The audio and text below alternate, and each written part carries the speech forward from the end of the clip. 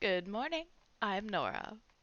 Today I want to talk about some dream messages. Sometimes my dreams have some very overt messages that I think I'm supposed to hear and understand very plainly.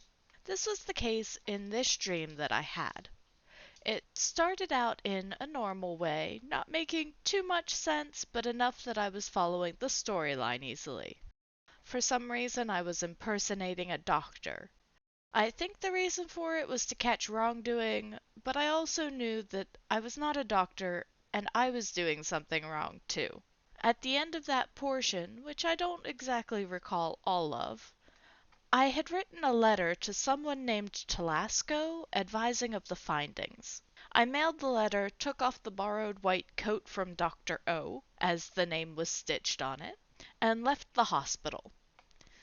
Outside, I was then in a different place. It was a small yard that was fenced off and connected to what appeared to be a wooden cabana or cabin, and I knew there was a beach on the other side. There was no grass or sand, but the ground was just soft dirt. There I met three women.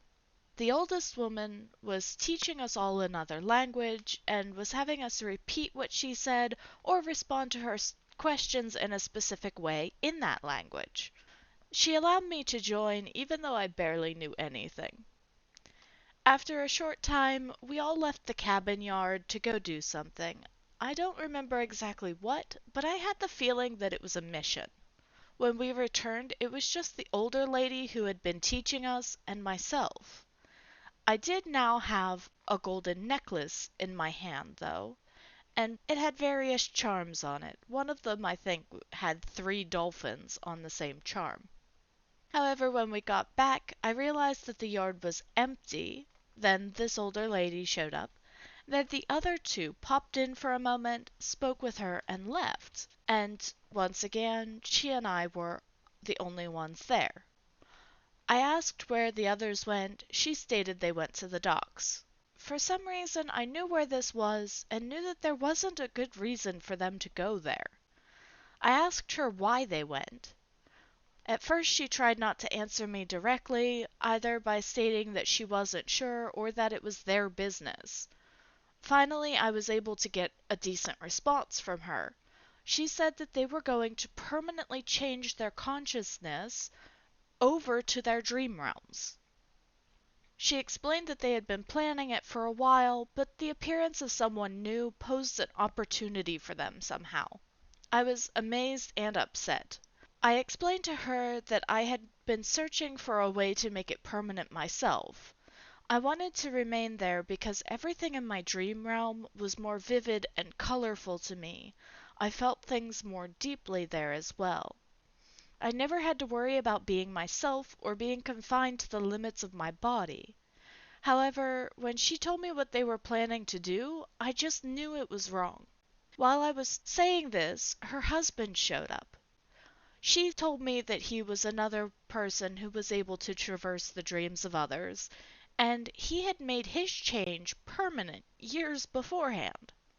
He came over and sat on her, because she had taken a seat, while I was asking her to tell me where the others were.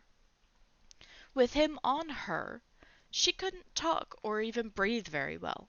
She knew this, but seemed relegated to just wait until he decided to move on his own. Instead of waiting, I ended up pulling him off of her lap, which they both gave a surprised look about. But she did then tell me where the others were, and I went to go tell them the message that was just thrown at me. Life in a dream realm is not better. It may be an escape, but it pulls you away from those you love, and you never have the choice to go back anymore.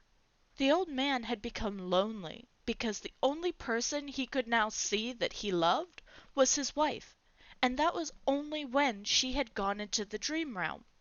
He could no longer see his children or his grandchildren. Just because life may not be what you want right now does not mean that there aren't things that you would miss that you can't go back to once you're stuck there. Remaining in the dream realm just isn't right. I was able to find them and tell them this. I hope that they heeded my message because I woke up right after I told them that. I thought that they may change their minds, but because they were still there when I left, doesn't mean that they did. I sincerely think that this is an overt message to myself about not allowing myself to get caught up in my dream realm, and instead about finding a way to make the best of both my dreams and my life. I hope that I can do this and keep a good balance between the adventures in my mind and the life that I'm living, so that one does not consume the other. Thank you for joining me, and until next time, have beautiful dreams.